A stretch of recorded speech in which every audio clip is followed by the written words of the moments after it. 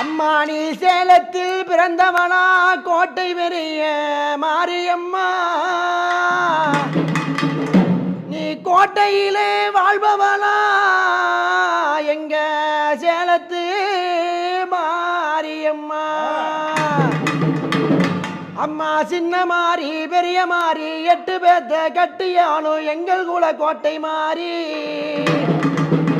இந்த ஆடி மாதம் திருவிழாவில் அம்மா நீ அலங்கார ரூபம் கொண்டு